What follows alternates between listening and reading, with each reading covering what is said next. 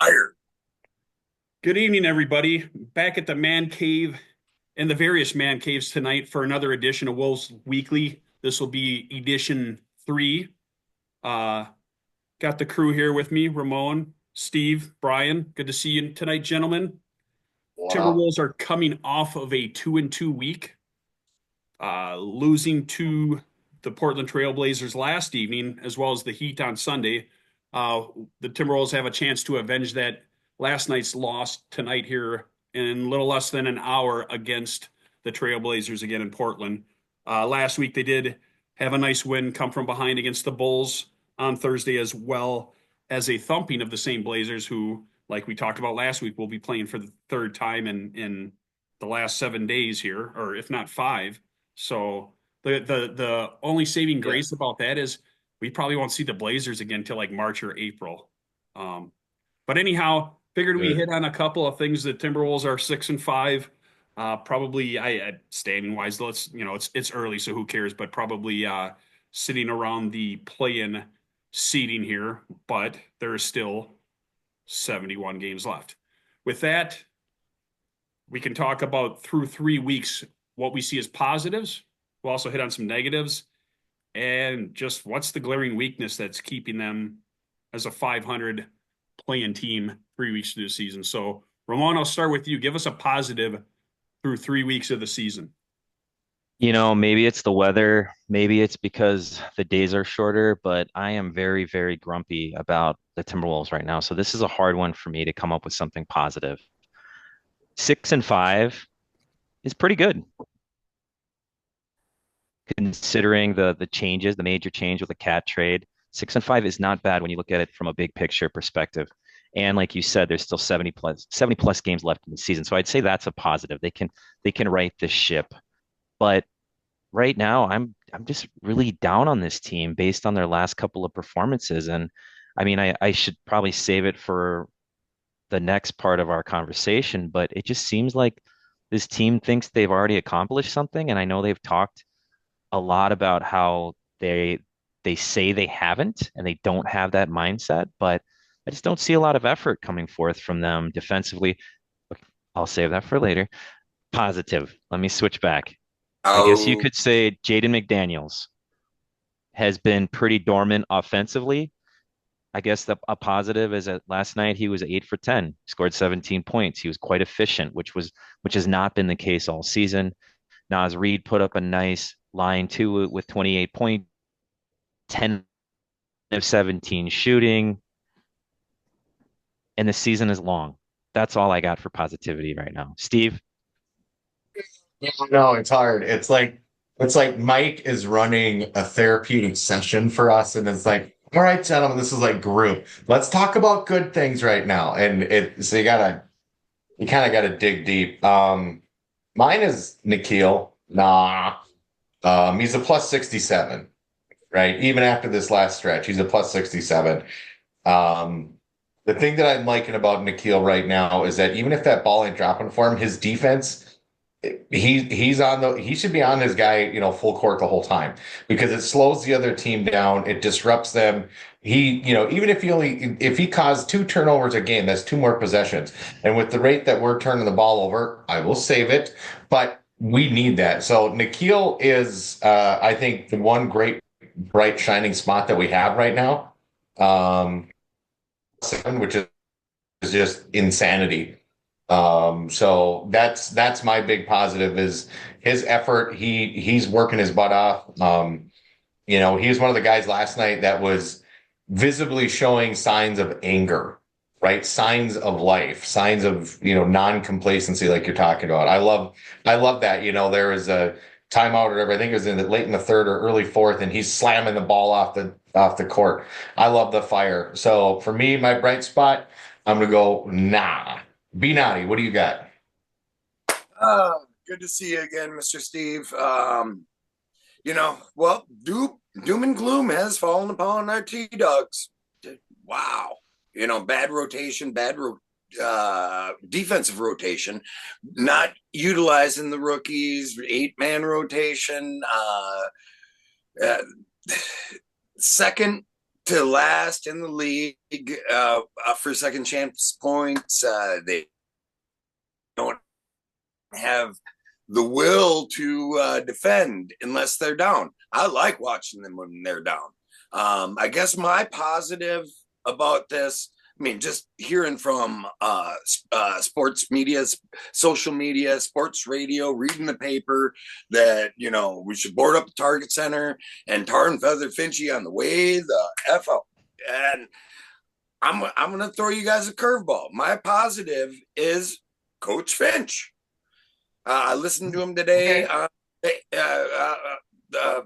PA, and they do an every Thursday thing. He seems to be like the one falling on the grenade. He seems to be the one that starts his press conference 10 minutes earlier. He's the one that is taking this all on him.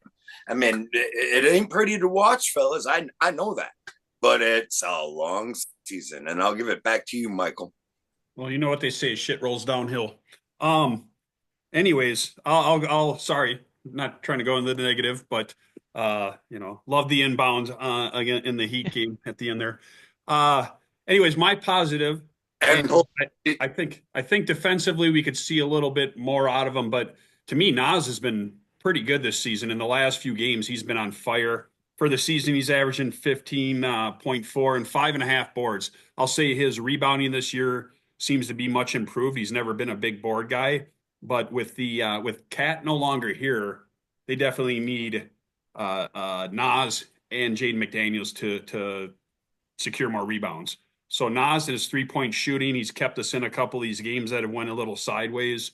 Appreciate what he's bringing to the table thus far this season in his continued growth. So there go the positives. We got Nas. Coach Finchy was a curveball that that's stuck you. But and Jaden, we talked about Jaden being the X factor before the season, and he looks to be shooting a little bit better these days. So with that, and there's a litany of stuff we could talk about, but let's go to the negative. Oof. Ramon. All right, here you go, Ramon. Let's go. I get to kick us off. Yep. Well, I kind of touched on a lot of this already, but Steve, I do want to echo what you said though. I was all in negative zone there, and Naw has been very good. I mean, he's actually one of the few guys that is doing what I'm about to complain about, and it's on-ball defense, like you talked about. He is one of the only people, although he did fall asleep in that Miami game. I don't understand why he didn't pick up Jovic. But their on-ball defense is terrible. It's pathetic. And I believe it's an effort thing. People aren't fighting through screens. And I know that they're getting screen behemoths that are hard to get around, and it happens. You get caught up in a screen. But then if you have to switch, it is your job to do everything you can to slow the roll of the big man. And our guards, wings, are not putting up a fight. They're just letting that big man roll easily to the basket. They're not even trying to get in the way. They're not fighting through the screens, as I mentioned. They're not, and even without screens, I don't really see a commitment to being in their stance. It doesn't look like they're focused defensively. And that wasn't that arguably their biggest strength last year, or one of their biggest strengths was their on-ball defense, and it's just not there. And when that happens, your defense completely breaks down for lob dunks because Rudy has to help, or for kickouts to wide open shooters. And Portland is the 25th worst three-point shooting team in the NBA in terms of percentage. No. 56% last night on pretty high volume. And they were wide open over and over and over again. And it wasn't one of those things where it was dare him to shoot. It was somebody would get beaten off the dribble. Randall was getting beaten off the dribble over and over again too. And I know he's a power forward, but it is part of his role. And Cat actually did a really good job last year when he got out on the perimeter to stay in front of people. And Randall's not getting it done either. And so what happens? Your defense breaks down. People are wide open. Everybody's just discombobulated, and then a team like Portland, although they are NBA players and they have a lot of talented players, they shouldn't be shooting 56% on you. And I feel like this isn't just a one game thing where a team got hot. It just seems like every team, it seems like the Wolves play right now is having a very good night offensively. And at some point, you as a defense. And that was their calling card last year. I don't know where it went. Hopefully it's something they will figure out. But it's, I was saying earlier that it is a long season, but it's 11 games in and still early. But what concerns me is it seems to be an effort thing. And that's concerning to me. What do you think, Steve? 100%. I was calling this out early in the season, and this is something I worried about, in our preview too, right? Where we're like, okay, it's going to take some time to gel. We got new pieces. We don't have Cat. We're seeing, Nas have to get in and defend among the trees a little bit more, try to be a rim protector. Where last year he was much more on the perimeter, and he was able to go out and take on other people's big rangy, shooting forwards and stuff like that, and he was doing a good job with it. But yeah, 100%. You know what? You know what our big negative is, and I never thought I would say this. We don't have slow mo, and I'll tell you why. Slow mo got right in Big Rudy's face and damn near knocked him out right on the bench. Right, he called people out for their BS and their lack of effort and not being engaged. We don't have that guy anymore. Ant is chill, right? He's a chill, good vibe. He'll come out and he'll be a killer for a little bit, but you're not feeding off of him. You don't have that guy. Pat Bev was another one. As much of a clown show as that guy is, Pat Bev, if you weren't getting it, Jimmy Butler, as big as a D-bag as he is, he would call people out on their crap and for not doing their effort and not putting in the work. We don't have that guy in the team right now. Slow-mo was our guy for that, right? He looked like a friggin' albatross when he tried to shoot. But when you were on the bench, if you weren't doing your job, he got all up in your business and got in your face. This is totally an effort thing. There's no reason that we should be giving up almost 130 points every night. That's effort. Not when you have Jaden McDaniels, four-time defensive player of the Anthony Edwards, right? Connolly, maybe he's a little bit long in the tooth, but you know what? It's all effort right now because when they want to turn it on, they can come back down 15, 20 points when they get locked in and focused, right? But last night they after out and they found out that they just, they were shooting, Portland was shooting too good. They felt confident. They got reamed out by Billups. Billups basically called them out and said, "You guys aren't dudes. I don't know how you got in the league. In this league, you should be somewhere else, but you ain't dudes." And so the Portland Trailblazers, because they got smoked by us and then by the Grizzlies by like 45. And so Portland came out and answered. We don't have the dude on our team right now to get into the effort, put a foot in somebody's butt and say, "Get your ass moving." And that's what we need. I don't know. Benatti, you take over before I throw something. Hey man, I'm right with you. I mean, everybody hated slow mo. Actually, my son, who's a really big basketball fan, 18-year-old kid, he got the NBA TV. He goes, "I just hate watching that guy." But people in the right positions. I totally agree, Steve. Defensive rotations are really slow and not recognized. A lot of open threes, as Ramon said. I mean, a lot of those shots were wide open, and the zone defense. It's a league just like any other professional sports. It's a game of adjustments. That zone defense that Spo threw on us a couple days ago kind of came out last week. Mike's a little bit hurt. The other thing is we're not trying to defend, as Ramon said. Anthony Edwards straight up said, "Hey, yeah, we just don't play defense. I don't know why I don't play defense in the first quarter, but when we're down, we're dogs, and well, play defense." It's a weird thing. It's a conglomerate. But I'm going to bring it back to Finch, and everybody in the NBA thinks that guy's a good coach. And what do you want? Bring Bill Blair back? I don't know. The other thing is, one thing that I'll leave you with is Julius and Rudy as a 4 and 5. That seems like space clogging. And granted, Ant's shooting threes like at a high clip, and he's making them at 46%. And why have him not shoot those? It just seems like that's kind of cloggy. The first couple games, Jules kind of was trying not to be a black hole like he has been, like the narrative on him has been for the last 3 years in New York. But it just seems like, But again, I will say, it's 11 games in. He's out tonight because, as Greg Popovich would say, old. Let's just calm our tits here, and let's not wing it. Let's see what happens. Michael. All right, you guys, stated a lot, made a lot of good points, stated the obvious on a few of them. No, and that's not an indictment on any of you. But to me, I'm gonna go.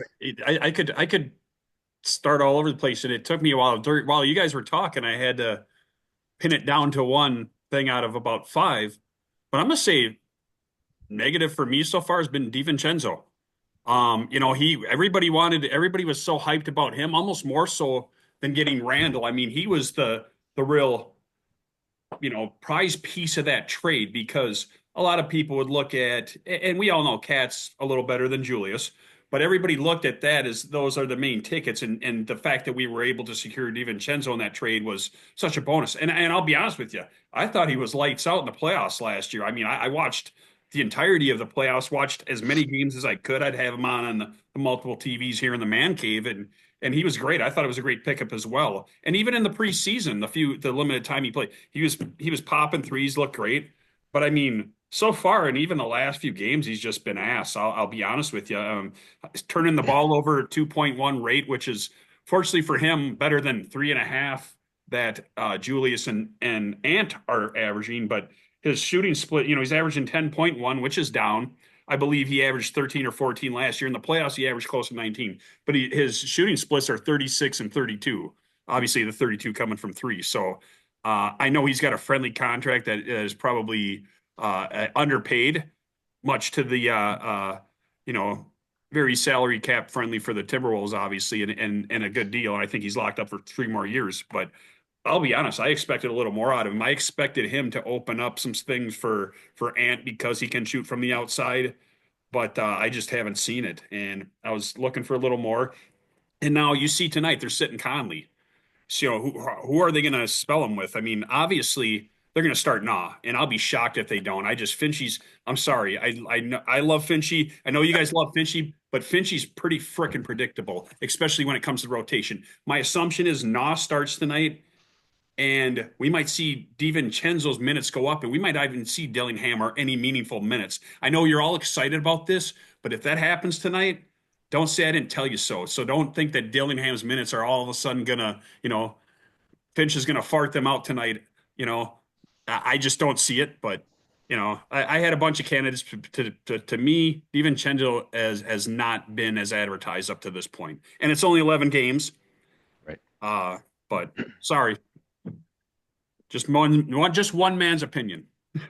Hey, I'll tell you, games in November are just as important as they are in April. Well, sir. you saw at the end of last season where one game separated the top 3, and now it didn't come into play. The Timberwolves had home court in the finals. But I will say this, the second round, you saw what happened. I mean, I think that series might have went a little better if they would have had home court. But I mean, who knows? They won the first 2 on the road. But anyhow, I would say the one thing left to discuss, obviously we all touched on a positive and a negative. What's the most immediate need they need to correct to turn this thing around, starting tonight here in about 25 minutes? And this time we will go the opposite direction. Mr. Brian. I got 3.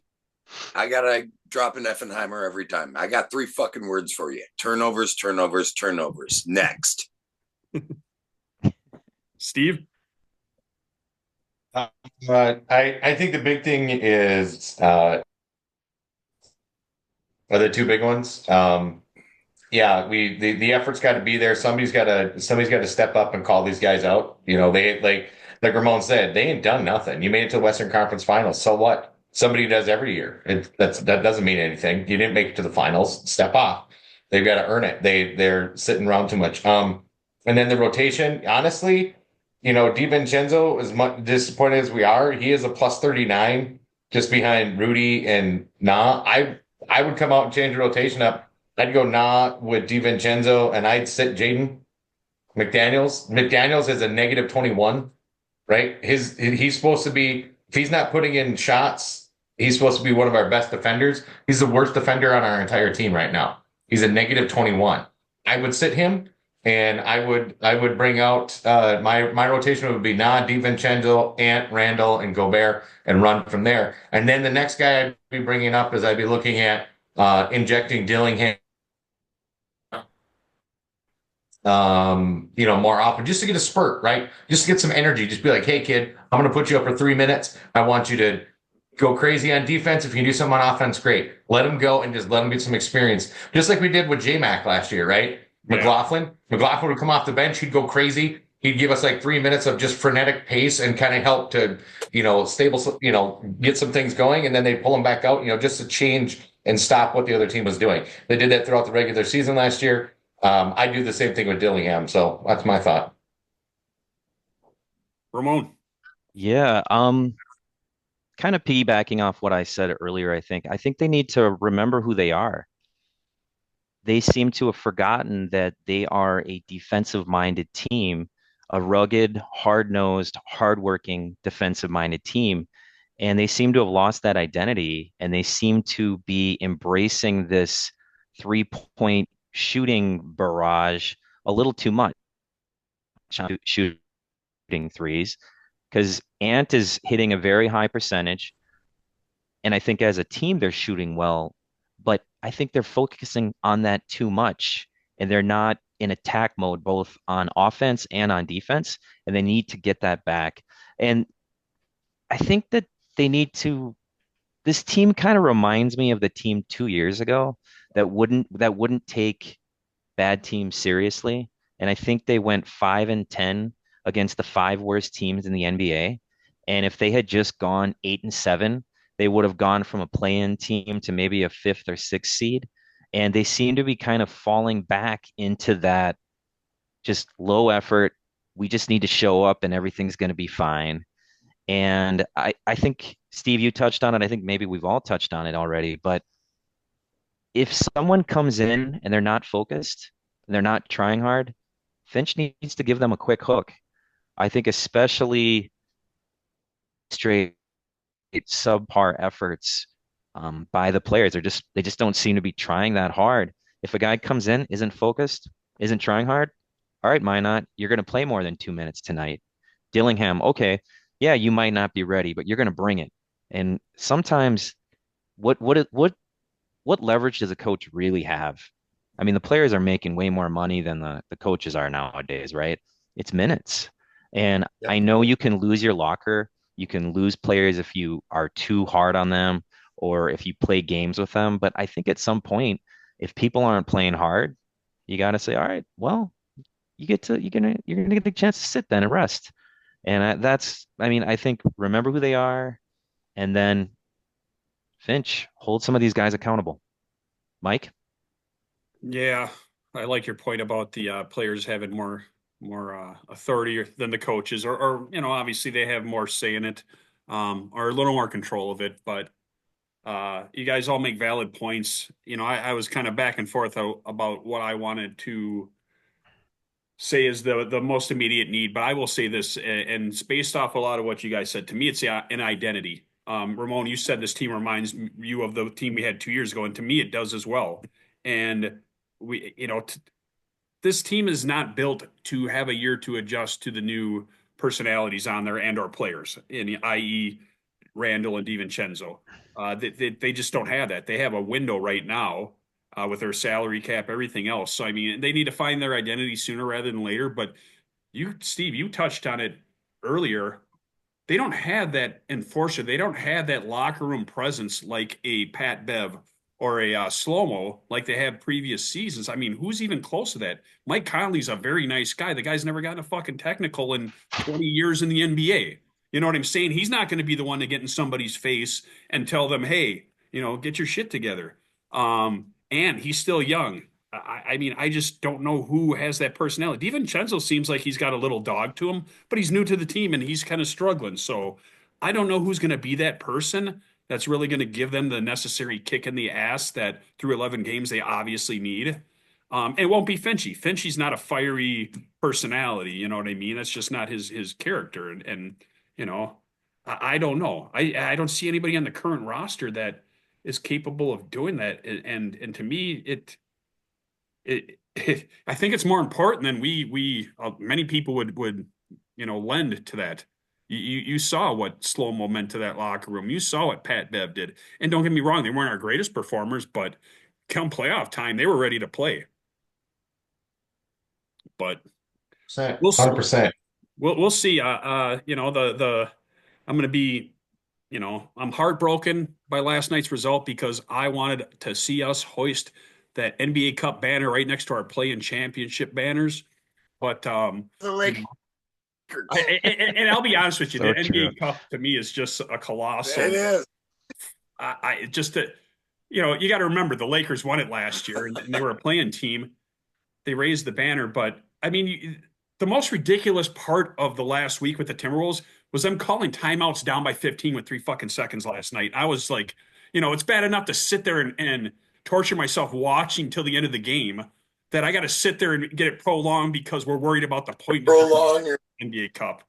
When we could have been getting Luka Garza valuable minutes. So One thing I will say though is that you do get, not from our boys last night, but generally you do get better basketball earlier in the year, right? You do get a little, it's not quite as good as playoff, but you do get more because these guys want to, it's like they're a bunch of little kids. You're like, hey, whoever wins gets the cookie and they get to be the best player of all, you put that out in front of them and they're like, okay, let's go. So like that, it's a little bit better brand of basketball generally when your team doesn't shoot themselves in the foot and then reload to shoot the other foot. But that's turnovers and effort, right? One gun turnover is the other one effort, and they're just taking turns at their feet. But anyways, yeah, I agree though, Mike. It is a little. It was sitting there last night. I'm like, okay, there's 3-4 minutes left. Can we get Dillingham? Can we get TSG? Can we get some of these guys out here? Oh no, because we don't look. You're down by 14. Who cares? You're gonna have to blow people out for 3 more games in order to do anything. You're toast. You blew your shot right away. So, yeah, I'm gonna try to not throw things. Hey, Holding my hands. I will say this: those courts are god awful to look at, though, because a couple of the brighter ones, it was just like it was so distracting. It was hard to follow the action. So for me, I don't know. I'll be happy when it's over. I'm not a huge fan, but it is what it is. Final thoughts. I'll go around Brian. Hey, Finchie said today he's going to expand the rotation by 1 or 2. And he knew that he was going to count out Mike, Minnesota Mike, for being out today. Let's see what happens. I actually kind of think we'll see a little bit more Dante DiVincenzo at point guard than not. And I'm looking forward to it. It's a game of adjustments. Let's go. Steve, final thoughts. Yeah, final thought is they need to. I think they need to shake up that rotation hard, and I'd like to see them do that tonight. Just come out and just be like, all right, fine. This isn't a cup game tonight. This is just a back-to-back, so it's not a cup game, I don't believe. So it doesn't really matter points. I'd like to see them come out and just be like, okay, Jaden, you're not doing well. Go sit on the bench. Go pout for a while. You want to be all pouty and moody, boy. I'm getting tired of that. It was one thing a couple of years ago when he was immature and punched the wall. Okay, whatever. But you've been to the Western Conference Final. You've seen what it takes that you need to win. You don't just get to show up and play. So I'm hoping to see that quick hook from Finchie. It is only 11 games in, but we've got a lot of teams above us that are at 9-2. We got 3 or 4 teams that are 9-2 right now. This can we're at the point. Okay, boys, figure it out because if you don't get on it, you're going to be fighting for a play in the rest of the season, and it's going to unravel, and you're going to see people get sold. You know, you could see Jaden get moved then. So we'll just wait and see. Like B90 said, just wait and see. We're not winging it. We're Ramon. seeing what happens. We're going to see what happens. Ramon, final thoughts. Yeah, I'd echo that. Hold players accountable. If they don't bring the effort, if they don't bring the focus, sit them down. I would also say that one of the good things about the NBA is you have a crappy performance. Well, you get to play the next night to turn it around. So hopefully they will have gotten scolded, held accountable, and they'll bring it tonight and show us what team they really are, who they really are. Because I think we all still believe that this team does have what it takes to have another great season. It's just a matter of getting focused. Stop doing the jump passes that they just kept doing over and over again last night. Remember who you are. That's what they need to do. Mike. Oh, Isaiah Stewart just got kicked out of the Pistons Bucks game. Imagine that, the hothead that he is. I will say this. I will leave us on a good note. At least we're not the 76ers, who, by the way, moved to 2-9 tonight, losing to the 13-0 Cavaliers. Of course, Mr. Embiid and Mr. George sat out tonight. They had to rest them. So, you know, better to be a Timberwolves fan than a 76ers fan right now. So we got that to hold our heads on. But I'll say this, gentlemen, it's been a blast. We'll do this again next week. Cross your fingers, because what I don't want to do the rest of this night is text you guys with all sorts of expletives and throwing stuff around like I think we're all going to do if they play anything like they have the last couple of games. So cross your fingers, gentlemen. All right. Have a good night, guys. We'll talk to you soon. Be good. Take care, guys. Thank you.